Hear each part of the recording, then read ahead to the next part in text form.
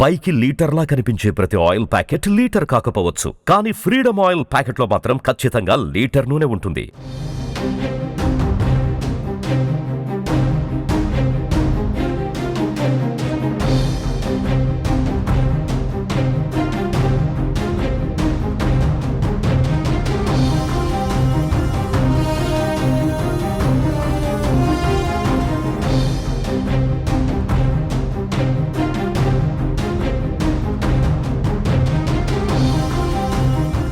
HCU భూముల వివాదం రోజురోజుకు ముదురుతోంది. ఈ క్రమంలో హెచ్సియు విద్యార్థులపైన నమోదు చేసిన కేసులకు సంబంధించి తెలంగాణ ప్రభుత్వం కీలక నిర్ణయం తీసుకుంది.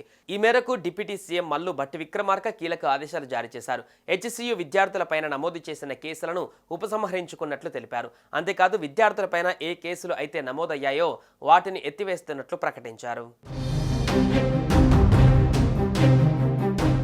సచివాలయంలో HCU teachers association, civil society గ్రూప్స్తో సబ్ కమిటీ సభ్యులైన మంత్రులు దుద్దిల శ్రీధర్ బాబు, పొంగులేటి శ్రీనివాసరెడ్డితో కలిసి చర్చించిన అనంతరం డిప్యూటీ సీఎం ఆదేశాలు జారీ చేశారు. జ్యుడిషియల్ రిమాండ్లో ఉన్న 2 విద్యార్థులకు సంబంధించి కేసుల ఉపసంహరణకు వెంటనే చర్యలు చేపట్టాలని ఉన్నతాధికారులకు సూచించారు.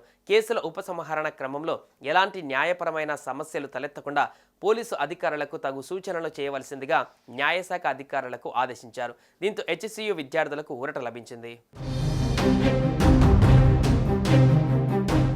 విద్యార్థులపై కేసులు ఎత్తివేతతో పాటు యూనివర్సిటీ క్యాంపస్ నుంచి పోలీసు బలగాలను వెంటనే ఉపసంహరించుకోవాలని, నిషేధాజ్ఞలను వెనక్కి తీసుకోవాలని టీచర్స్ అసోసియేషన్, సివిల్ సొసైటీ సభ్యులు పలు విజ్ఞప్తులు చేశారు.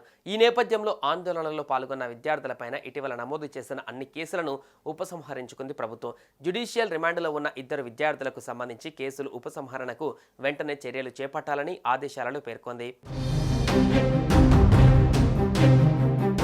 ఇదిలా ఉంచితే కంచె భూముల వ్యవహారం సుప్రీంకోర్టు వరకు వెళ్ళింది. ఇటీవల కంచె గచ్చిబౌలి భూముల వ్యవహారంపైన దేశ సర్వోన్నత న్యాయస్థానం తీవ్రస్థాయిలో స్పందించిన సంగతి తెలిసిందే.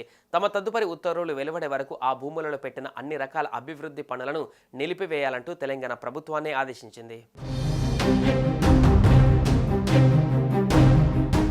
సుమన్ టీవీలో మీ పర్సనల్ అండ్ బిజినెస్ ప్రమోషన్స్ కోసం కింది నెంబర్కి కాంటాక్ట్ చేయండి.